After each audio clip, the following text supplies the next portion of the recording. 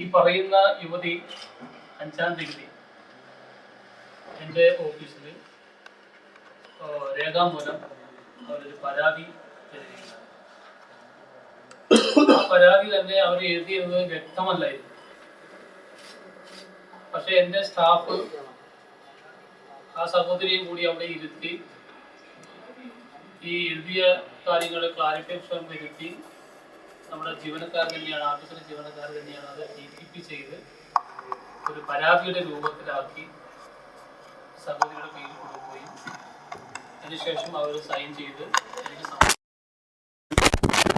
അന്ന് രാത്രി തന്നെ മാനന്തവാടി മെഡിക്കൽ കോളേജ് DMOയ്ക്കും സൂപ്രണ്ടിനും അടിയന്തരമായി അത് അന്വേഷിക്കാനും അതിൻ്റെ റിപ്പോർട്ട് സമർപ്പിക്കാനും ഞാൻ പറഞ്ഞിരുന്നു. അതുപ്രകാരം തന്നെ പിറ്റേ ദിവസം തന്നെ DMOയും സൂപ്രണ്ടും അതിൻ്റെ അന്വേഷണം മറ്റു കാര്യങ്ങളും ആരംഭിക്കുകയുണ്ടായി. ആ അവസരത്തിലാണ് ഒരു വലിയ ഒരു സമരം മാനന്തവാടി മെഡിക്കൽ കോളേജിൽ ഉണ്ടായിട്ടുള്ളത്. അപ്പോൾ പരാതി തന്നു. ആ പരാതി കിട്ടിയ സമയം തന്നെ ആവശ്യമായിട്ടുള്ള നടപടി ഞാൻ സ്വീകരിക്കുകയും അതോടൊപ്പം തന്നെ ആരോഗ്യവകുപ്പ് മന്ത്രിയെയും നേരിട്ട് അറിയിക്കുകയും ചെയ്തു. രണ്ടാമത്തെ കാര്യം, ആ സമരത്തിൽ പറഞ്ഞത് അവിടെ മെഡിക്കൽ കോളേജിന് CT വാങ്ങുന്നതിന് വേണ്ടിയിട്ട് വെച്ച ഫണ്ട് എല്ലാം വകമാറ്റി ചെലവഴിച്ചു. മന്ത്രി മറുപടി പറയണം, MLA മറുപടി പറയണം, നിരുത്തരമായിട്ടുള്ള സമീപനമാണ് ചെയ്തിട്ടുള്ളത് എന്നാണ് രണ്ടാമത്തെ ആരോപണം എന്ന് പറയുന്നത്. ആ ആരോപണം തികച്ചും തെറ്റാണ്. സമരക്കാർ ഈ കാര്യങ്ങൾ അറിയാതെ പൊതുസമൂഹത്തെ തെറ്റിദ്ധരിപ്പിക്കുന്ന രീതിയിലുള്ള ഒരു പ്രചരണവും മുദ്രാവാക്യവുമാണ് അതിൽ നടത്തിയിട്ടുള്ളത്.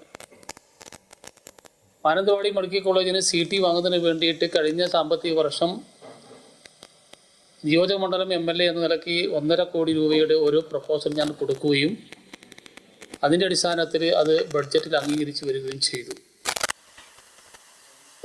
പക്ഷേ നമ്മൾ CT വാങ്ങാനായിട്ട് മുന്നോട്ട് പോയപ്പോൾ 1.5 കോടി രൂപയ്ക്ക് CT ലഭ്യമാവില്ല എന്ന് മനസ്സിലാക്കിയതിൻ്റെ അടിസ്ഥാനത്തിൽ നമുക്ക് വാങ്ങാൻ കഴിഞ്ഞില്ല.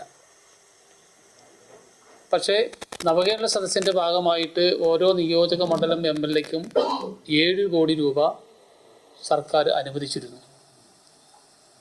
ആ 7 കോടി രൂപ ഉപയോഗിച്ച് നമ്മൾ CT വാങ്ങാനുള്ള നടപടിക്രമങ്ങളെല്ലാം പാലിച്ച് അതിൻ്റെ സപ്ലൈ ഓർഡർ കൊടുത്തിരിക്കുകയാണ് ഇപ്പോൾ. ആ സ്ഥിതി മനസ്സിലാക്കാതെയാണ് CT വാങ്ങുന്നതിന് വേണ്ടിയിട്ട് വെച്ചിട്ടുള്ള ഫണ്ട് വകമാറ്റി എന്ന് പറയുന്നത്. മറ്റൊരു കാര്യം ഉന്നയിച്ചിട്ടുള്ളത് തൊണ്ടർനാട് ഫയർ സ്റ്റേഷൻ നിർമ്മിക്കുന്നതിന് വേണ്ടിയിട്ട് 1 കോടി രൂപ നീക്കി വെച്ചു, അത് വകമാറ്റി എന്നുള്ളതാണ്. അതും തെറ്റിദ്ധാരണജനകമായിട്ടുള്ള കാര്യങ്ങളാണ് അതിലും പ്രസ്താവിച്ചിട്ടുള്ളത്. നമ്മുടെ വയനാട് പാക്കേജിൽ അതിനാവശ്യമായിട്ടുള്ള തുക ഫയർ സ്റ്റേഷൻ നിർമ്മിക്കുന്നതിന് വേണ്ടി നീക്കി വെച്ചതിൻ്റെ അടിസ്ഥാനത്തിലാണ് ആ 1 കോടി രൂപയും നമ്മൾ എടുത്തിട്ടുള്ളത്. ആ 1 കോടി രൂപയും 1.5 കോടി രൂപയും ചേർത്താണ് നമ്മൾ തവഞ്ഞാൽ പഞ്ചായത്തിലെ കാട്ടേരി കുന്ന് പ്രദേശത്തെ പാലം പൂർണ്ണമായിട്ടും തകർന്നു പോവുകയും 400ഓളം കുടുംബങ്ങൾ താമസിക്കുന്ന പ്രദേശത്തേക്ക് വാഹനത്തിന് പോകാൻ പറ്റാത്ത സാഹചര്യം ഉണ്ടായത്. അതിൻ്റെ അടിസ്ഥാനത്തിൽ അവിടെ നാട്ടുകാർ ആക്ഷൻ കമ്മിറ്റി കൂടി വലിയ ഒരു മെമ്മോറാണ്ടവും തീരുമാനമൊക്കെ ആയിട്ട് എൻ്റെ വീട്ടിൽ വന്നു, ഓഫീസിൽ വന്നു. നിരന്തരമായിട്ട് പ്രദേശവാസികളുടെ ആവശ്യം മുൻനിർത്തിയാണ് നമ്മൾ ഈ ഉപയോഗിക്കാതെ കിടന്നിട്ടുള്ള ഈ ഫണ്ട് എടുത്തിട്ട് അടിയന്തര പ്രാധാന്യത്തോടു കൂടിയിട്ട് ആ പാലം നിർമ്മിക്കുന്നതിന് വേണ്ടിയിട്ട് നമ്മൾ നീക്കി വെച്ചിട്ടുള്ളതും അതിനാവശ്യമായിട്ടുള്ള നടപടി സ്വീകരിച്ച് അതിൻ്റെ സോയിൽ ഇൻവെസ്റ്റിഗേഷൻ ഉൾപ്പെടെയുള്ള നടപടികളിലും നമ്മൾ കടന്നിട്ടുള്ളത്. ഇതാണ് വസ്തുത. അപ്പോൾ ഈ ഒരു യാഥാർത്ഥ്യം മനസ്സിലാക്കാതെ പൊതുസമൂഹം മുമ്പാകെ ഇങ്ങനെ തെറ്റായിട്ടുള്ള ഒരു പ്രചരണം നടത്തുന്നത് അത് നമ്മുടെ ഈ ഒരു വികസന ഒരു വിരോധന സമീപനമായിട്ടാണ് നമുക്ക് കാണാൻ വേണ്ടി സാധിക്കുന്നത്. ഞാനിത് പറയുന്നത് കുറേ കാലമായി മാനന്തവാടി മെഡിക്കൽ കോളേജിനെ തകർക്കുന്നതിന് വേണ്ടിയിട്ട് നിരന്തരമായിട്ടുള്ള കുപ്രചരണങ്ങളും ഇല്ലാ കഥകളൊക്കെയാണ് അവിടെ പ്രചരിപ്പിച്ചുകൊണ്ടിരിക്കുന്നത്. വയനാട് ജില്ലയിൽ മെഡിക്കൽ കോളേജ് വേണമെന്നുള്ളത് നമ്മൾ എത്ര കാലമായി പറഞ്ഞുകൊണ്ടിരിക്കുന്നു.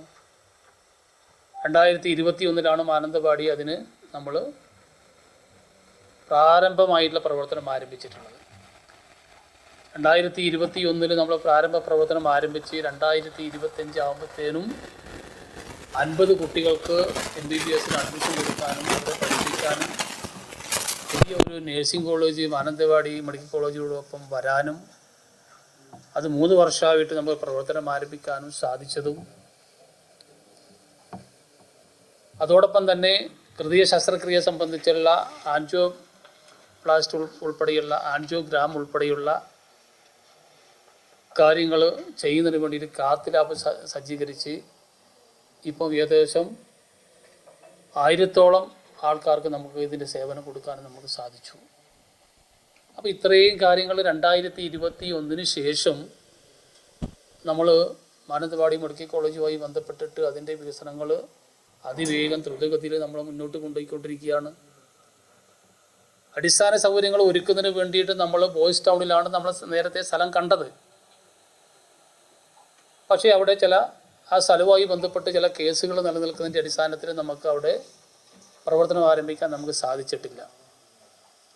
പകരം നമ്മൾ മാനന്തവാടി അമ്പുകുത്തിയിലുള്ള വെസ്റ്റേൺ ഫോറസ്റ്റ് ഭൂമി ഏറ്റെടുക്കാനുള്ള നടപടി നമ്മൾ തുടങ്ങിക്കഴിഞ്ഞു. മെഡിക്കൽ കോളേജിൻ്റെ ക്യാമ്പസ് അവിടെ നിർമ്മിക്കുന്നതിന് വേണ്ടിയുള്ള നടപടിയിലേക്കാണ് ഗവൺമെൻറ്റും വകുപ്പും കടന്നുകൊണ്ടിരിക്കുന്നത്. ഇതാണ് യാഥാർത്ഥ്യങ്ങൾ. അപ്പോൾ ഈ യാഥാർത്ഥ്യങ്ങളൊക്കെ പൊതുസമൂഹത്തോട് മറച്ചു വെച്ചുകൊണ്ട് തെറ്റായിട്ടുള്ള രീതിയിൽ ചില നുണപ്രചരണങ്ങൾ നാട്ടിൽ നടത്തുന്നത്, ഞാൻ പറയുന്നത് MLA എന്ന നിലയ്ക്ക് മന്ത്രി എന്ന നിലയ്ക്ക് എന്നെ അവിടെ കുറേ തെറിയൊക്കെ പറഞ്ഞു. വ്യക്തിഹത്യ ചെയ്യുകയാണ്, ഒരു വ്യക്തിയെ വ്യക്തിഹത്യ ചെയ്യുകയാണ്. അതോടൊപ്പം തന്നെ ഈ വരാൻ പോകുന്ന നിയമസഭാ തെരഞ്ഞെടുപ്പ് മുന്നിൽ കണ്ട് രാഷ്ട്രീയമായിട്ട് കൂടിയാണ് ഈ മെഡിക്കൽ കോളേജിനെ തകർക്കാൻ വേണ്ടി ശ്രമിക്കുന്നത്. ഈ സമരക്കാർക്ക് നേരത്തെ ആംബുലൻസിൽ പ്രസവം നടന്ന കാര്യം നമുക്കറിയാമല്ലോ. അന്നൊന്നും ഈ സമരമില്ലല്ലോ. എത്ര സഹോദരിമാരാണ് ആംബുലൻസിൽ പ്രസവം നടത്തിയിട്ടുള്ളത്. തുടർച്ചയായിട്ട് MLA മോശമാക്കുന്നതിന് വേണ്ടിയിട്ട്, ഈ ഗവൺമെൻറ്റിനെ മോശമാക്കുന്നതിന് വേണ്ടിയിട്ട് ചില ശ്രമങ്ങളിലൂടെ നടക്കുകയാണ്. തിരുനെല്ലി ആശ്രമ സ്കൂള് മന്ത്രിയായി ചുമതല ഏറ്റെടുത്ത ഉടനെ തന്നെ അതിൻ്റെ അപകടസ്ഥിതി മനസ്സിലാക്കി നമ്മൾ മറ്റൊരു സ്ഥലത്തേക്ക് അടിയന്തരമായിട്ട് മാറ്റുന്നതിന് വേണ്ടിയിട്ട് മന്ത്രി എന്ന നടപടി സ്വീകരിച്ചു. ആ അവസരത്തിൽ MLA ഓഫീസ് ഇത് മാറ്റാൻ പാടില്ല എന്ന് പറഞ്ഞിട്ടുള്ള സമരം ഈ സമരക്കാർ തന്നെയാണ്. മാറ്റാൻ പാടില്ല, ഒരു കാരണവശാലും തിരുനെല്ലി ആശ്രമ സ്കൂൾ മാറ്റാൻ വേണ്ടി പാടില്ല. ഈ സമരമാണ് MLA ഓഫീസിൻ്റെ മുമ്പിൽ. പിന്നീട് ഞാൻ സർവകക്ഷി യോഗം വിളിക്കാൻ വേണ്ടിയിട്ട് തീരുമാനമെടുത്ത് നിൽക്കുമ്പോഴാണ് അടുത്ത വിഷയം മൺസൂണായി. അപ്പോൾ ഇതേ സമരക്കാർ തന്നെയാണ് ഇത് അടിയന്തരമായിട്ട് മാറ്റണം. അപ്പം ഇങ്ങനെ ഇത് കാണിക്കുന്നത് ഒരു MLA വ്യക്തിപരമായിട്ട് മോശമാക്കുക, അല്ലെങ്കിൽ രാഷ്ട്രീയപരമായിട്ട് തേജോവധം ചെയ്യുക, മാനന്തവാടിയുടെ പൊതുവായിട്ടുള്ള വികസനത്തെ തടസ്സം വെക്കുന്ന രീതിയിലുള്ള ചില കാര്യങ്ങളാണ് ഈ കുറേ നാളുകളായിട്ട് ഈ മാനന്തവാടി നടന്നുകൊണ്ടിരിക്കുന്നത്.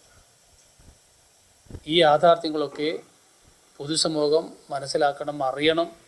അത് നിങ്ങളിൽ കൂടി ആവണം എന്നുള്ളതാണ് ഞാൻ കാണുന്നത്. അതുകൊണ്ടാണ് നമ്മൾ ഇങ്ങനെയൊരു അടിയന്തര പത്രസമ്മേളനം വിളിക്കാനുണ്ടായുള്ള സാഹചര്യം. മെഡിക്കൽ കോളേജിലേക്ക് എത്തുന്ന രോഗികളുടെ വർദ്ധനവനുസരിച്ച് സേവന സൗകര്യങ്ങളില്ല, അത്യാഹിത വിഭാഗങ്ങളിൽ ആധുനിക സൗകര്യങ്ങളില്ല എന്നൊരു വലിയൊരു പ്രതിസന്ധിയുണ്ട്. സർക്കാർ നേരത്തെ പോസ്റ്റുകളൊക്കെ പ്രഖ്യാപിച്ചു, പക്ഷേ അതിനനുസരിച്ച് നിയമനങ്ങൾ നടന്നിട്ടില്ലല്ലോ. അതൊക്കെ പരിഹരിച്ചാലല്ലേ കാര്യങ്ങളൊക്കെ കുറച്ചും കൂടി ഒരു സ്മൂത്താവുള്ളൂ. അതെ അതെ. അപ്പോൾ അതിൻ്റെ ഞാൻ പറഞ്ഞല്ലോ, ഞാനിപ്പോൾ പൂർണ്ണമായി എന്ന് ഞാൻ പറഞ്ഞിട്ടില്ലല്ലോ. നമ്മൾ 2021 ആരംഭിച്ച് അതിവേഗം മുന്നോട്ട് പോയ കാര്യങ്ങളാണ് ഞാനിവിടെ പറഞ്ഞത്. അതിനുശേഷം നമ്മൾ കുറേ പോസ്റ്റുകൾ നമ്മളിപ്പോൾ ചെയ്തുകൊണ്ടിരിക്കുന്നു. കുറേ പോസ്റ്റുകൾ ഇനി നടക്കാനുണ്ട്. ഇപ്പോൾ അവസാനമായിട്ട് കഴിഞ്ഞ മാസം നമ്മൾ സൂപ്പർ സ്പെഷ്യാലിറ്റി പോലെയുള്ള കാര്യങ്ങളും ആരംഭിക്കാനുള്ള നടപടി സ്വീകരിച്ചു. അതിനുള്ള പോസ്റ്റ് ക്രിയേഷൻ നടപടിയിലേക്ക് ഗവൺമെൻറ് ഇപ്പോൾ പോയിക്കൊണ്ടിരിക്കുകയാണ്. അപ്പോൾ ഈ കാര്യങ്ങൾ കൂടി വരുമ്പോഴാണ് നമ്മൾ നിങ്ങൾ ഈ പറഞ്ഞതുപോലെ ഒരു യഥാർത്ഥ മെഡിക്കൽ കോളേജിൻ്റെ ഒരു സ്ട്രെങ്ത്തിലേക്ക് നമുക്ക് പോകാൻ വേണ്ടി സാധിക്കുകയുള്ളൂ. സൂപ്പർ സ്പെഷ്യാലിറ്റി ഇല്ലാത്തതുകൊണ്ടാണല്ലോ അതെ അതെ. സി ടി സ്കാൻ മെഷീൻ നമ്മളിപ്പോൾ ഓർഡർ കൊടുത്തിട്ട് നമ്മൾ അത് വരേണ്ട സമയമായി. നമ്മൾ സി ടി സ്കാനിൻ്റെ വിഷയം നിങ്ങൾ മനസ്സിലാക്കേണ്ടത്, ഞാൻ മനസ്സിലാക്കിയിട്ടുള്ള കാര്യം വെച്ചാൽ നമ്മൾ ഇത് കേരളത്തിലോ ഇന്ത്യയിൽ തന്നെ നിർമ്മിക്കുന്നില്ല ഈ സാധനം, അങ്ങനെയാണ്. അപ്പോൾ നമ്മൾ പർച്ചേസ് ഓർഡർ കൊടുത്തിട്ടുണ്ട്, സപ്ലൈ ഓർഡർ കൊടുത്തിട്ടുണ്ട്. അത് ആ കൊടുത്ത മുറയ്ക്ക് നമുക്ക് അത് വിദേശ രാജ്യങ്ങളിൽ നിന്നൊക്കെയാണ് നമുക്ക് ലഭ്യമായി വരേണ്ട കാര്യങ്ങൾ അങ്ങനെയൊക്കെ ഉണ്ട്. അപ്പോൾ അതാണ് താമസിക്കുന്നത്. എത്രയും പെട്ടെന്ന് നമ്മൾ അത് ലഭ്യമാക്കാനുള്ള നടപടി നമ്മൾ സ്വീകരിച്ചു കൊണ്ടേയിരിക്കുന്നുണ്ട്. നമുക്കൊരു ഒരു 2-3 മാസത്തോടെ നമുക്ക് ലഭിക്കും തീർച്ചയായിട്ടും. അപ്പോൾ അതിന് പകരമായിട്ടാണ് നമ്മളിപ്പോൾ അടിയന്തരമായിട്ട് നമ്മൾ മുൻകൂട്ടായി നമ്മൾ വയനാട് പാക്കേജ് ഉൾപ്പെടുത്തിയിട്ടാണ് നമ്മൾ ഒരു സി ടി സ്കാൻ ഇപ്പോൾ നമ്മൾ നല്ലൂർ നാട് ക്യാൻസർ സെൻ്ററിലേക്ക് വാങ്ങി കൊടുത്തിട്ടുള്ളത്. ഇപ്പം നമ്മൾ ഇവിടെ വരുന്ന രോഗികളെ നമ്മൾ താൽക്കാലികമായിട്ട് നമ്മൾ നല്ലൂർ നാടേക്ക് വിട്ടിട്ട് അവിടെ നിന്നാണ് നമ്മൾ ഇതിൻ്റെ സി ടി സ്കാനിൻ്റെ സേവനം നമ്മൾ ലഭ്യമാക്കി കൊടുക്കുന്നത്.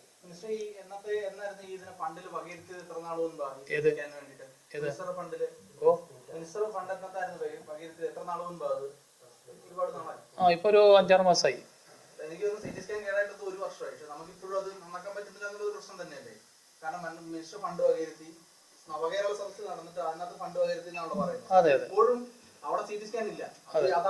അതെ അതെ അത് യാഥാർത്ഥ്യം ഞാൻ പറഞ്ഞല്ലോ. അവിടെ സി ടി സ്കാൻ ഇല്ലാന്ന് ഞാൻ പറഞ്ഞല്ലോ. അതില്ലാത്തതുകൊണ്ടല്ലേ വാങ്ങാൻ വേണ്ടി പോകുന്നത്. ആരോഗ്യരംഗത്ത് ഏറ്റവും മോശമുള്ള ജില്ലയാണ് നമ്മൾ. മെഡിക്കൽ കോളേജാണ്, ചെറിയ മെഡിക്കൽ കോളേജാണ്. ആ സമയത്ത് നമുക്ക് ഒരു സിറ്റി സ്കാൻ ഒരു വർഷത്തോളം കിടക്കാന്ന് പറയുന്നത് ഒരു വർഷമായിട്ടില്ല. 6 മാസമായിട്ടുള്ളൂ. 6 മാസമായിട്ടുള്ളൂ. അതെ അതെ.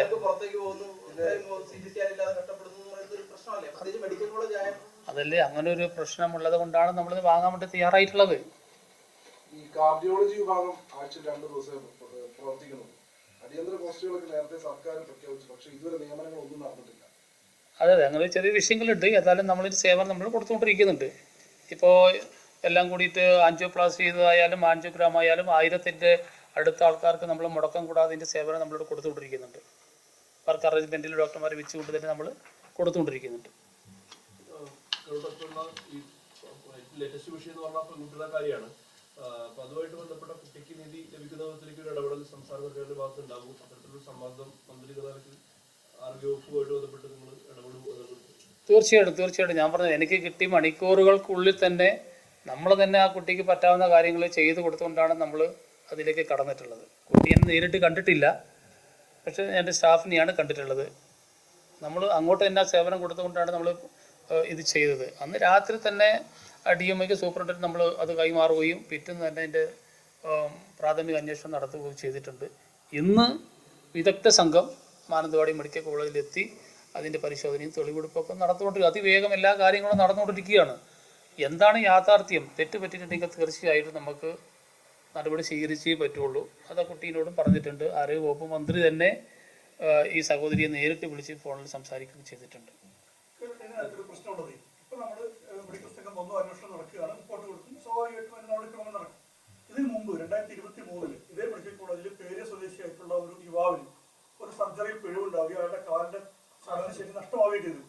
അദ്ദേഹം സർക്കാർ ഡ്രൈവർ ഇതിലേക്ക് വന്നു. PSC നിയമനം 17ാമത്തെ റാങ്കുകാരനാണ്. ഈ ഹാഷിം എന്ന് പറയുന്ന ആൾക്ക് ഇപ്പോൾ ഒരു മനുഷ്യാവകാശ കമ്മീഷനും മുഖ്യമന്ത്രിക്ക് താങ്കൾക്കെല്ലാം പരാതി നൽകിയിട്ടും ഇതുവരെ ആ ഒരു പ്രശ്നത്തിന് തീരുമാനമായിട്ടില്ല. ആ ഒരു സാഹചര്യം ഇവിടെ ആവർത്തിക്കപ്പെടും. ആവർത്തിക്കപ്പെടുമെന്ന് ചോദിച്ചു കഴിഞ്ഞാൽ ഈ കുട്ടീൻ്റെ കാര്യത്തെ സംബന്ധിച്ച് ഈ അവർ പറഞ്ഞ കാര്യങ്ങൾ എല്ലാം നിങ്ങൾ മനസ്സിലാക്കിയിട്ടുണ്ടാവുമല്ലോ. എന്താണ് അതിൽ സംഭവിച്ചത് സംബന്ധിച്ച് പറഞ്ഞിട്ടുണ്ടല്ലോ. അപ്പോൾ ഈ ഒരു പറയുന്ന യാഥാർത്ഥ്യം അന്വേഷിച്ച് അത് ബോധ്യപ്പെടുക എന്നുള്ളതാണ് ആദ്യത്തെ ഒരു കാര്യം. ബോധ്യപ്പെട്ട് കഴിഞ്ഞാലല്ലേ നമുക്ക് ഒരു നടപടിയിലേക്ക് നമുക്ക് കടക്കാൻ വേണ്ടി പറ്റുള്ളൂ. അപ്പോൾ തീർച്ചയായിട്ടും നമ്മൾ ആരോഗ്യമന്ത്രി ആ കുട്ടിക്ക് തന്നെ നേരിട്ട് ഫോണിൽ വിളിച്ച് ഉറപ്പ് കൊടുത്തിട്ടുണ്ട്. ഇതിൽ കൃത്യവിലോപം നടന്നിട്ടുണ്ടെങ്കിൽ, പോരായ്മ സംഭവിച്ചിട്ടുണ്ടെങ്കിൽ നടപടി എടുക്കും എന്ന് തന്നെ കൃത്യമായിട്ട് ആരോഗ്യമന്ത്രി നേരിട്ട് തന്നെ അവരോട് പറഞ്ഞിട്ടുണ്ട്. പ്രാഥമിക റിപ്പോർട്ട് എന്തെങ്കിലും മനസ്സിലാക്കിയിട്ടുണ്ടോ? ഡോക്ടർമാരുടെ ഒരു ടീം നടത്തിയല്ലോ. വിവരങ്ങൾ അറിയാം. പ്രാഥമിക റിപ്പോർട്ട് എനിക്ക് ലഭിച്ചിട്ടില്ല. അത് ഞാനിപ്പോൾ അറിയാലോ, ഞാൻ ആരോഗ്യവകുപ്പ് മന്ത്രിയല്ലല്ലോ. ആരോഗ്യവകുപ്പ് മന്ത്രിക്കാണത് കാര്യങ്ങൾ അറിയാം. അവർ സമർപ്പിക്കുക, അങ്ങോട്ടാണ് സമർപ്പിക്കുക. അപ്പോൾ സൂപ്രണ്ട് പറഞ്ഞിരിക്കുന്നത് വെച്ച് പറഞ്ഞാൽ പ്രസവം നടന്നത് അവിടെ തന്നെയാണ്. അവർ സ്ഥിരീകരിച്ചിട്ടുണ്ട്. നോക്കിയ ഡോക്ടറെ സംബന്ധിച്ച് അവർ മനസ്സിലാക്കിയിട്ടുണ്ട്. നോക്കിയിട്ടുള്ള മറ്റ് അറ്റൻഡർമാരും മറ്റ് അവർ കാര്യങ്ങളൊക്കെ നടന്നിട്ടുണ്ട്. ഈ പറയുന്ന ഈ എന്താ പറയുക, കോട്ടി എന്താ ഈ വേസ്റ്റ് അല്ലേ, കോട്ടർ, അത് ഹോസ്പിറ്റലിലെ ഇത് തന്നെയാണെന്ന് സ്ഥിരീകരിച്ചു. അത്ര വരെ ഇപ്പം പറഞ്ഞിട്ടുള്ളൂ. വേസ്റ്റ് അവിടെ തന്നെയാണെന്ന് പറഞ്ഞിട്ടുണ്ട്. ഇത്ര മാത്രമേ നമുക്ക് പ്രാഥമികമായിട്ട് നമുക്ക് അന്നത്തെ ഫസ്റ്റ് എൻക്വയറിയിൽ നമുക്ക് മനസ്സിലാക്കാൻ വേണ്ടി സാധിച്ചിട്ടുള്ളൂ. ഇന്നത്തെ അന്വേഷണത്തിലാണ് നമുക്ക് അത് കൂടുതൽ നമുക്ക് മനസ്സിലാക്കാൻ വേണ്ടി സാധിക്കും. കോഴിക്കോട് യുവതിയുടെ വയറ്റിലെ കത്തി കുടുങ്ങുന്നതായി ബന്ധപ്പെട്ട മന്ത്രിക്ക് അറിയാലോ. അതുമായി ബന്ധപ്പെട്ട് ആ ഒരു യുവതിക്ക് നീതി കിട്ടാൻ വേണ്ടിയിട്ട് സമരം നടത്തുന്ന ഒരു അവസ്ഥ വന്നു. ഇത് കത്രിക മെഡിക്കൽ കോളേജിലാണെന്ന് വ്യക്തമായിട്ട് പോലും അവർക്ക് നഷ്ടപരിഹാരം കിട്ടിയിട്ടില്ല. അതുമായി ബന്ധപ്പെട്ട് കുറ്റവാളികളായിട്ടുള്ള ഡോക്ടർമാരെ ശിക്ഷിച്ചിട്ടില്ല. അങ്ങനെ ഒരു സാഹചര്യത്തില് ഇപ്പോ ഇവർക്ക് എത്രമാത്രം നീതി നടത്തി കിട്ടാൻ കഴിയും എന്ന് മന്ത്രി വിശ്വസിക്കുന്നുണ്ടോ? അതാണ് ചോദ്യം. അല്ല, അവർക്ക് നീതി ഉറപ്പാക്കാൻ എന്നെ പോലെ തന്നെ നിങ്ങൾ എല്ലാവരും കൂടി ഒന്നിച്ച് നിന്നപ്പോൾ ചെയ്യാം. അതിന് എല്ലാവരും കൂടി ഒന്നിച്ച് പരിശോധനകൾ മാത്രമായിട്ട് പോവുക അല്ലല്ല അല്ല റിപ്പോർട്ട് കിട്ടിക്കഴിഞ്ഞാൽ അതൊരു എവിഡൻസ് ആണല്ലോ. ഒരു എവിഡൻസ് പുറത്ത് വന്നു കഴിഞ്ഞാൽ പിന്നെ ആ എവിഡൻസ് അങ്ങനെ വെച്ചുകൊണ്ടിരിക്കാൻ വേണ്ടി പറ്റില്ല. അതിൽ നടപടി സ്വീകരിച്ചേ പറ്റുള്ളൂ, അതാരായാലും. ഈ സാമ്പത്തികമായിട്ട് വളരെ ദുർബലാവസ്ഥയുള്ള ഒരു കുടുംബമാണ്. അവിടെയാണ് ഇത് സംഭവിച്ചത്. ആ കുട്ടിക്കാണ് സംഭവിച്ചിട്ടുള്ളത്. 2 തവണ അബോർട്ടഡ് ആയി. അതിനുശേഷം 3ാമത്തെ ആണ് ഈ പ്രസവം നടന്നിട്ടുള്ളത്. അപ്പോൾ അത്തരത്തിൽ ഫിനാൻഷ്യൽ കൂടി ചെയ്യാൻ സർക്കാരിന് കഴിയും എന്നുള്ള ചോദ്യം കൂടിയുണ്ട്. അവരെന്നെ അത് പറയുന്നുണ്ട് പലപ്പോഴും. കാരണം അവർ അനുഭവിച്ചൊരു വേദന, അതിനപ്പുറത്തുള്ള ആരോഗ്യ പ്രശ്നങ്ങൾ, അതൊക്കെ നേരിടുന്നുണ്ട് കുട്ടി. അപ്പൊ എന്തെങ്കിലും തരത്തിലുള്ള സർക്കാർ റിപ്പോർട്ട് ശരിയാണെന്ന് വന്നു. അല്ല, ഇതുമായി ബന്ധപ്പെട്ടിട്ട് കുട്ടിക്ക് എന്തെങ്കിലും കുഴപ്പം സംഭവിച്ചിട്ടുണ്ടെങ്കിൽ അത് സംബന്ധിച്ചുള്ള ട്രീറ്റ്മെൻറ്റ് സഹായങ്ങളൊക്കെ ഗവൺമെൻറ് ഭാഗത്ത് നിന്ന് കൊടുക്കണം. അത് സ്വാഭാവികമാണല്ലോ. തീർച്ചയായിട്ടും നമുക്ക് കൊടുക്കാൻ വേണ്ടി സാധിക്കും. ഇതിൻ്റെ ഭാഗമായിട്ട് സംഭവിച്ചാണെങ്കിൽ അത് നമ്മൾ സഹായിക്കണം. പക്ഷേ ഇതിനു മുമ്പ് ആരോഗ്യവകുപ്പിലെ ജീവനക്കാരനായ ഗിരീഷിന്റെ വൃക്ഷണം നഷ്ടമായ സംഭവത്തിൽ മെഡിക്കൽ ബോർഡ് രൂപീകരിച്ചു. അന്വേഷണം നടന്നു. നടപടി ഉണ്ടായിട്ടില്ല. ഈ പറഞ്ഞ ഹാഷിം അയാൾ നാടുവിട്ട് പോയിട്ട് അവസാനം പോലീസ് അതിൽ നിന്ന് പിടിച്ചുകൊണ്ടിരുന്നത് അയാൾക്ക് നീതി ലഭിച്ചിട്ടില്ല. അതേപോലെ ഇതിന് മുമ്പുണ്ടായിട്ടുള്ള എണ്ണിപ്പറഞ്ഞ 5 or 6 കേസുകളിൽ ഇതേപോലെ മെഡിക്കൽ സംഘം വരുന്നു, അന്വേഷണം നടത്തുന്നു. ഞാൻ മന്ത്രിയോട് സർക്കാരിനെ എന്താ പറയുന്നത്, പൊതുവെ ഡോക്ടർമാർക്കെതിരായ പരാതികൾ ഡോക്ടർമാർ സംഘമാർക്ക് അന്വേഷിക്കുക. അപ്പോൾ പലപ്പോഴും ഇരകൾക്ക് നീതി നിഷേധിക്കപ്പെടുന്ന ഒരു സാഹചര്യം നമ്മുടെ കൺമുമ്പിലുണ്ട്. അതുകൊണ്ടാണ് ഇത് എടുത്തു ചോദിക്കുന്നത്. ഇതിനു മുമ്പ് ഈ ഹാഷിമിനെ പോലെ ജീവിച്ചിരിക്കുന്ന രക്തസാക്ഷികൾ നമ്മുടെ മുമ്പിലുണ്ട്. അപ്പൊ അവിടെയാണ് ഈ പറഞ്ഞ പതിവിൽ ചട്ടപ്പടിയുള്ള അന്വേഷണവും റിപ്പോർട്ട് സമർപ്പിക്കലും ഒക്കെ അപ്പുറത്തേക്ക് എന്തെങ്കിലും ഒരു പ്രതീക്ഷയ്ക്കുള്ള ഇടം. വാർത്തകളും രാഷ്ട്രീയക്കാരൊക്കെ കഴിഞ്ഞ ദിവസം കൊണ്ട് ഇത് മറന്നു. പക്ഷേ ഈ അനുഭവിക്കുന്നവർ അല്ലെങ്കിൽ ഈ കുറ്റക്കാർ എല്ലായ്പ്പോഴും സംരക്ഷിക്കപ്പെടുന്ന സാഹചര്യം ഉണ്ടാവും. യുവതയുടെ വിഷയത്തിൽ ആദ്യഘട്ടത്തിൽ മൊഴിയെടുത്ത സമയത്ത് ഇവർ മറ്റെവിടെയെങ്കിലും ചികിത്സിച്ചിട്ടുണ്ടോ എന്ന സംശയം കൂടി സൂപ്രണ്ട് ചോദിച്ചു എന്ന് ആ യുവതി പറഞ്ഞിട്ടുണ്ടായിരുന്നു. അപ്പൊ ഇത് ഏതെങ്കിലും തരത്തിൽ വഴി തിരിച്ചുവിടാനുള്ള ഒരു ശ്രമം കൂടി നടക്കുന്നുണ്ടോ? തുണിയിൽ രക്തക്കറിയില്ല എന്ന് പറഞ്ഞിട്ട് ആ രീതിയിൽ അന്വേഷണം വഴി തിരിച്ചു വിടാൻ നോക്കുന്നുണ്ട്. അത് മാത്രമല്ല, ഇതിപ്പോ ഏതെങ്കിലും അറ്റൻഡറുടെ തലയിലേക്ക് എത്തി വെച്ചിട്ട് ഡോക്ടർമാരുടെ പിഴവ് ഇല്ലാതാക്കാനുള്ള ശ്രമം നടക്കുന്നതായിട്ട് നമുക്ക് വിവരങ്ങൾ കിട്ടുന്നുണ്ട്. അപ്പൊ ഞാൻ പറയുന്നത്, ഇപ്പൊ ഒരു പ്രസവം എടുത്ത ഡോക്ടർ അല്ലെങ്കിൽ 2 തവണ ഒരു ഡോക്ടറെ കാണിച്ചു, ഒരു ഗൈനക്കിനെ കാണിച്ചു. അപ്പൊ ദുർഗന്ധം വരുന്നുണ്ടെന്നൊരു യുവതി പറയുമ്പോൾ സ്വാഭാവികമായിട്ട് മുൻപുണ്ടായിരുന്ന ഒരു എന്താണ് സാഹചര്യം, അതൊരു പട്ടീസോ അല്ലെങ്കിൽ ഒരു തുണി വയ്ക്കാനുള്ള സാഹചര്യം നോക്കണ്ടേ ഈ രണ്ടാമത്തെ ഒരു ഡോക്ടർ ഗൈനക്കോളജിസ്റ്റ് കാണിക്കുമ്പോൾ. അപ്പൊ സ്കാൻ ചെയ്യാൻ പോലും തയ്യാറായില്ല എന്ന് പറയുമ്പോൾ നമ്മുടെ ഒരു മെഡിക്കൽ കോളേജിന്റെ സംവിധാനം ഇങ്ങനെ എന്നുള്ളതാണ്. അത്രയും വിശ്വസിച്ചിട്ടുള്ള പാവങ്ങളോട് പോകുന്നത്. അപ്പൊ വലിയ ആശുപത്രികളിൽ പോകാൻ പറ്റാത്ത, മിംസിലൊന്നും പോകാൻ പറ്റാത്തവരാണല്ലോ മാനന്തവാടി പോകുന്നത്. അപ്പൊ ഇങ്ങനെയൊക്കെയാണ് എങ്കിൽ അപ്പൊ അത് ബുദ്ധിമുട്ടല്ലേ മുന്നോട്ട് പോകുന്നത് സാധാരണക്കാർക്ക്? അതെ, നമ്മുടെ ഈ ആശുപത്രി രോഗികൾക്കുള്ളതാണ്. വരുന്ന രോഗികളെ നോക്കാനും ട്രീറ്റ്മെൻറ്റ് ചെയ്യാനും സേവനം കൊടുക്കാനാണ് ഡോക്ടർമാർ ഉൾപ്പെടെയുള്ള ജീവനക്കാരുള്ളത്. ഇതെല്ലാവർക്കും അറിയാവുന്ന കാര്യമാണ്. ഈ സേവനം കൊടുക്കേണ്ട ആൾക്കാരുടെ പ്രവർത്തനങ്ങളിൽ വന്നിട്ടുള്ള പലപ്പോഴും പല സ്ഥലത്തായിട്ട് വന്നിട്ടുള്ള വീഴ്ചകളാണ് നിങ്ങൾ തന്നെ ഇവിടെ ഓരോന്നും ചൂണ്ടിക്കാണിച്ചിട്ടുള്ളത്. അത് ഒരു യാഥാർത്ഥ്യം തന്നെയാണ്, ഒരു യാഥാർത്ഥ്യം തന്നെയാണ്. അപ്പോൾ ഇത്തരം കാര്യങ്ങൾ ആവർത്തിക്കാതിരിക്കാൻ അല്ലെങ്കിൽ കുറച്ച് കൊണ്ടുവരാൻ ഇങ്ങനെയുള്ള ഒരു ഇടപെടൽ കൊണ്ടല്ലേ നമുക്ക് സാധിക്കുകയുള്ളൂ. ഇങ്ങനെയല്ലേ സാധിക്കുകയുള്ളൂ. നമുക്കിപ്പോൾ ഒരു ലേഡീനെ ഒരു പ്രസവം എടുക്കുന്നു, അത് എടുക്കുന്നതും ചെയ്യുന്ന ഡോക്ടറും അനുബന്ധ ജീവനക്കാരാണ് നമ്മളൊക്കെ പുറത്തുള്ള ആൾക്കാർ. ഇപ്പം അവിടെ ഈ പ്രസവം നടന്ന കാര്യവും ഈ കുട്ടി 3-4 പ്രാവശ്യം അവിടെ പോയ കാര്യവും ഒക്കെ ഇപ്പോഴാണ് നമ്മളറിയുന്നത്. ഈ കുട്ടി നേരത്തെ നമ്മളടുത്ത് വന്നിട്ടുണ്ട് ഇങ്ങനെ ഒരു വിഷയമുണ്ട് എന്ന് ശ്രദ്ധപ്പെടുത്തിയിട്ട് നമുക്ക് അപ്പം തന്നെ ഇടപെടാൻ വേണ്ടി സാധിക്കുമായിരുന്നു. സാർ ഞാനിങ്ങനെ പ്രസവം നടത്തി, ഇങ്ങനൊരു വിഷയം എനിക്ക് സംശയം തോന്നി, ഞാനിങ്ങനെ അവിടെ പോയിട്ട് ഇന്നലെ പോയി, ഇവർ ഗവനിക്കുന്നില്ല എന്നൊക്കെ ശ്രദ്ധപ്പെടുത്തിയിട്ടുണ്ടെങ്കിൽ നമുക്ക് അപ്പം തന്നെ ഒന്ന് ഇടപെടൽ നടത്താമായിരുന്നു. പക്ഷേ നമ്മൾ തന്നെ അറിയുന്നത് ഈ 5-ാം തീയതി ഒരു പരാതിയായിട്ട് വരുമ്പോഴാണ് നമ്മൾ തന്നെ ഈ വിഷയം അറിയുന്നത്.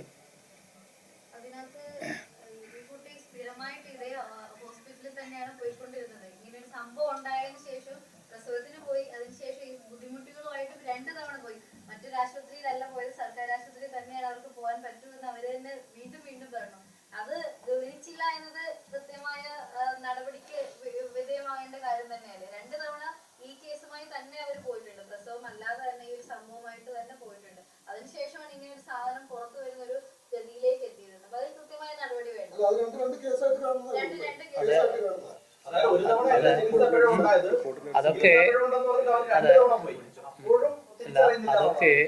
അതൊക്കെ ഇന്നത്തെ എൻക്വയറിൻ്റെ ഭാഗം എപ്പോഴാണ് കുട്ടി ഡെലിവറിക്ക് അഡ്മിറ്റ് ആയത്, എപ്പോഴാണ് പ്രസവം നടന്നത്, ആരാണ് പ്രസവം നടത്തിയ ഡോക്ടർ, അറ്റൻഡർമാർ ആരായിരുന്നു, കുട്ടി എപ്പോഴാണ് ഡിസ്ചാർജ് ആയത്, പോയതിനു ശേഷം വീണ്ടും കുട്ടി എപ്പോഴാണ് ഈ വിഷയമായിട്ട് ഹോസ്പിറ്റലിൽ തിരിച്ചെത്തിയത്, ഇങ്ങനെ തുടങ്ങി ഇങ്ങനെയുള്ള നാൾ വഴികൾ വെച്ചിട്ടുള്ള റിപ്പോർട്ട് സ്വാഭാവികമായിട്ടും വരണം. അതാണ് യഥാർത്ഥ റിപ്പോർട്ട് അല്ലേ, അതാണ് യഥാർത്ഥ റിപ്പോർട്ട്. അപ്പം വരുമ്പോൾ മനസ്സിലാവും. പറഞ്ഞല്ലോ ആംബുലൻസ് പ്രസവിച്ചൊരു കാലം ജില്ലാ ആശുപത്രിയിൽ ഉണ്ടായിരുന്നു പറഞ്ഞു. അന്ന് ജില്ലാ ആശുപത്രിയിൽ നമുക്കറിയാം ഡോക്ടർമാരുടെ എണ്ണം 25 താഴെയായിരുന്നു.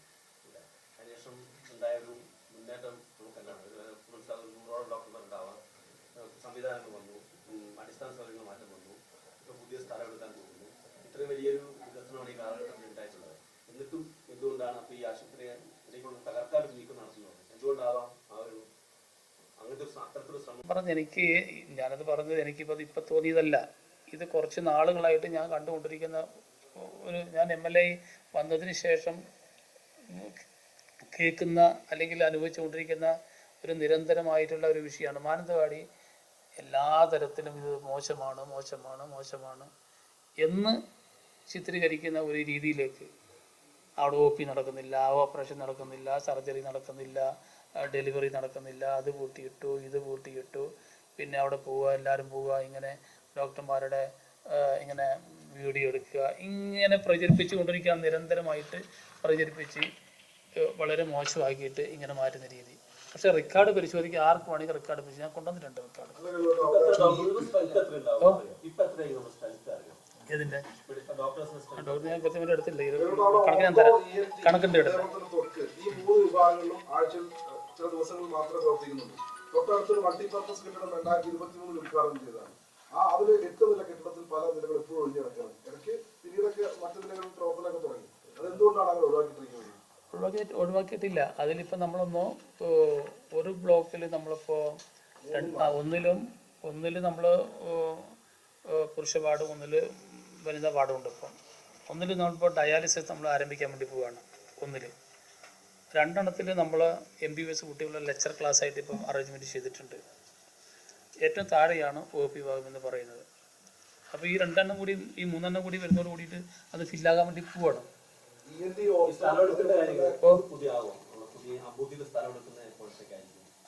സ്ഥലമെടുപ്പിൻ്റെ കാര്യങ്ങൾ ഇപ്പോൾ സ്ഥലം നമ്മൾ ഇത് ഏറ്റെടുക്കാനും 28 ഏക്കറാണ് വെസ്റ്റേൺ ഫോറസ്റ്റ് ഉള്ളത്. അതിന് പകരം 28 ഏക്കർ ഭൂമി നമ്മൾ വെള്ളമുണ്ട പഞ്ചായത്തിലെ ഭൂമി നമ്മൾ കണ്ടെത്തി അത് അളന്ന് സ്കെച്ചും പ്ലാനൊക്കെ തയ്യാറാക്കി അതിനുശേഷം CMൻ്റെ തലത്തിൽ തിരുവനന്തപുരത്ത് ഒരു മീറ്റിംഗ് കഴിഞ്ഞ ദിവസം കൂടി ആവശ്യമായിട്ടുള്ള കുറേ നടപടികൾ നമ്മൾ കൈക്കൊണ്ട് കഴിഞ്ഞു. അപ്പോൾ അത് ഈ പരിപ്രേക്ഷ്യത്തിലേക്ക് വിടേണ്ട ഒരു ആവശ്യമുണ്ട്. അതായത് ഇത് വെസ്റ്റേൺ ഫോറസ്റ്റ് ആയതുകൊണ്ട് പരിപ്രേക്ഷ്യത്തിലേക്ക് വിടണം. അപ്പോൾ അങ്ങോട്ട് കൊടുക്കുന്ന ഭൂമിയും നമ്മൾ വാങ്ങുന്ന ഭൂമിയെ സംബന്ധിച്ച് അങ്ങോട്ട് വിട്ടിട്ട് അതിൻ്റെ ഒരു കൺസെൻറ്റ് കൂടി നമുക്കൊരു NOC കൂടി നമുക്ക് കിട്ടുന്ന പുറക്കാണ് നമുക്ക് സ്ഥലം ഒരു ഹാഷിമിന്റെ അതിൽ എന്തെങ്കിലും തരത്തിലുള്ള ഇടപെടൽ ഇനി സാധ്യമാവും? കാരണം ഇത്രയായിട്ട് ഒരു നീതിയും കിട്ടാത്ത ഒരാളായിട്ട് ആളുകൾ നിൽക്കുകയാണ്, അധികാരം തളർന്നു നിൽക്കുകയാണ്. തന്നെ അതെ ആ പറഞ്ഞ പിന്നെ വ്യക്തി തന്നെ എന്നെ നേരിട്ട് പലതവണ കണ്ടിരുന്നു അല്ലേ?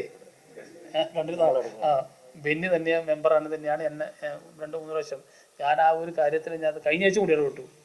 നിരന്തരമായിട്ട് ഞാനതിൽ സ്ഥലം MLA എന്ന നിലക്ക് നിരന്തരമായിട്ട് ഇടപെട്ടുകൊണ്ടിരിക്കുകയാണ്. അയാളുടെ ആവശ്യം ഇങ്ങനെയൊക്കെ ആയി. അപ്പോൾ എനിക്കൊരു ജോലി വേണം, ജീവിത മാർഗത്തിന് വേണം എന്നുള്ളതാണ് അയാളുടെ ഡിമാൻഡ്. ആ ഒരു കാര്യത്തിന് ഞാൻ കഴിഞ്ഞ ആഴ്ച പോലും അദ്ദേഹത്തോട് നേരിട്ട് സംസാരിച്ച് നിരന്തരമായിട്ട് ഇടപെട്ടുകൊണ്ടിരിക്കുന്നു. 4 വർഷമായിട്ട് അവരിപ്പോഴും ആ ഒരു രീതിയിലാണ് ജീവിക്കുന്നത്. ഈ ഹർഷന്റെ കേസായാലും 3 വർഷമായിട്ട് അവർ സമരത്തിലാണ്. ഇപ്പൊ ഒരു യുവതിയുടെ അന്വേഷണം നടക്കുന്നു എന്ന് പറഞ്ഞു. അപ്പൊ ഇതിങ്ങനെ തുടരുകയാണ്.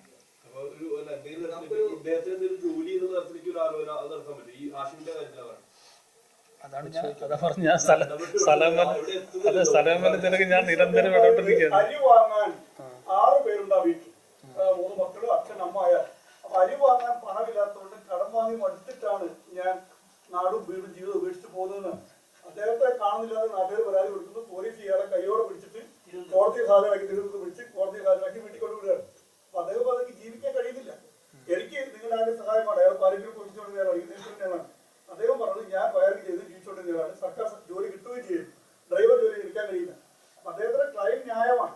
അപ്പോ സർക്കാരോട് അതിൽ പറയാനുള്ളത് അദ്ദേഹം ഗവർണർക്കും മുഖ്യമന്ത്രിക്കും അടക്കം അയാൾ ഈ പരാതി കൊടുക്കും, കേരളോടക്കം അദ്ദേഹം പരാതി കൊടുക്കാനും ആൾ ബാക്കിയില്ല. ഇത്തരം ഗുരുതരമായ സാഹചര്യത്തിൽ ഇത് നീതി നിഷേധമാണ്. അദ്ദേഹത്തിന്റെ കുടുംബം പട്ടിണിയിലാണ്. അയാൾക്ക് എന്താ സാങ്കേതികമായി എന്തായാലും ഒരു ഡോക്ടർക്കെതിരെ മറ്റൊരു ഡോക്ടർ പിഴവുണ്ടായ റിപ്പോർട്ട് ലഭിക്കാനിടയില്ലെന്ന് താങ്കൾക്കും നമുക്കും എല്ലാം അറിയാം. ഇനിയോട് ചെയ്യാൻ കഴിയുന്നത് മനുഷ്യത്വപരമായ ഒരു സമീപനം ചെയ്യാൻ പറ്റും. അതെ, ഷിനോജ് പറഞ്ഞ അവിടെയാണ് ഇതിന്റെ പോയിന്റ്.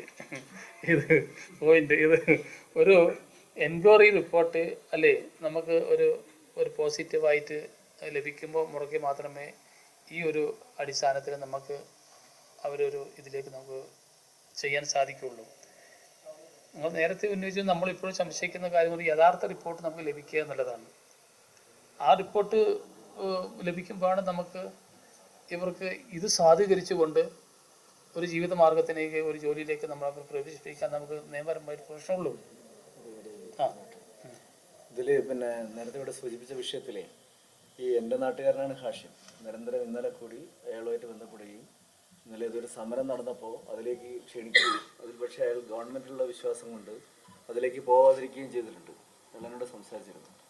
അതിൽ വന്ന ഒരു വിഷയം നമ്മൾ മനസ്സിലാക്കേണ്ടത്, ഒരു ഘട്ടത്തിൽ നമ്മുടെ ഹോസ്പിറ്റലിൽ ഇങ്ങനെ ഒരു വിഷയം ഉണ്ടായപ്പോൾ അവിടെ ചില ആളുകൾ അതിൽ ഇടപെടുകയും അവരെ ആ കേസ് പൂർണ്ണമായി അവരുടെ ഉത്തരവാദിത്തത്തിൽ പരിഹരിക്കുമെന്ന് അയാളെ ധരിപ്പിക്കുകയും ചെയ്തിരുന്നു. ആ തെറ്റിദ്ധാരണ അടിസ്ഥാനത്തിൽ ഒരു ഘട്ടത്തിൽ ഇയാൾ എനിക്ക് മറ്റാക്ഷേപമില്ല എന്ന് പറയുന്നൊരു നില സ്വീകരിച്ചു. അതാണ് ഈ ഗവൺമെൻറ് നടപടി വളരെ സ്പീഡിൽ പോയിക്കൊണ്ട നടപടി ഇടയ്ക്ക് വെച്ച് ഡിലേ ആവാൻ കാരണം. അതിനുശേഷമാണ് ആ വാക്കിലൊന്നും നടക്കാൻ പോകുന്നില്ല എന്ന് മനസ്സിലായപ്പോഴാണ് അയാൾ വീണ്ടും നമ്മുടെ ബഹുമാനപ്പെട്ട മന്ത്രിയുടെ ഉൾപ്പെടെ ശ്രദ്ധയിലെ പ്രശ്നങ്ങൾ പെടുകയും ഞാൻ ഉൾപ്പെടെ വന്ന് അദ്ദേഹത്തെ കൂട്ടി കാര്യങ്ങൾ സംസാരിക്കുകയും ഇപ്പോൾ വീണ്ടും അലക്സ് ഉമ്മൻ്റെ നേതൃത്വത്തിൽ ഡോക്ടർ അലക്സ് ഉമ്മൻ്റെ നേതൃത്വത്തിലുള്ള അന്വേഷണം അതിൻ്റെ റിപ്പോർട്ട് ആയി ഗവൺമെൻറ്റിലേക്ക് പോകുന്നുണ്ട്. ഗവൺമെൻറ് കാര്യങ്ങളിൽ തന്നെ നടപടിക്രമങ്ങളുടെ സാങ്കേതികത്വം നിങ്ങൾക്കറിയാം. ഏതായാലും മന്ത്രി ആ വിഷയം വളരെ സജീവമായി ഇടപെടുന്നുണ്ട്. ഇന്നലെയും ഞങ്ങൾ ആ വിഷയം സംസാരിച്ചതാണ്. അയാളുടെ ജീവിതം അയാൾക്ക് കൈത്താങ്ങാൻ എന്തൊക്കെ ചെയ്യാൻ കഴിയുമോ അത് നാട്ടുകാരെന്ന നിലയിൽ ഞങ്ങളും അല്ലാത്ത നിലയിൽ സർക്കാരും ചെയ്യും. അതിനാവശ്യം എല്ലാ ഇടപെടലും അത് ഇപ്പോഴും നടത്തിക്കൊണ്ടിരിക്കുകയാണ്. അതിൽ ഇങ്ങനെ ഒരു പ്രശ്നം വന്നത് കൂടി സൂചിപ്പിച്ചതാണ്. അതാണ് ഡിലേ ആവാൻ ഒരു കാര്യം.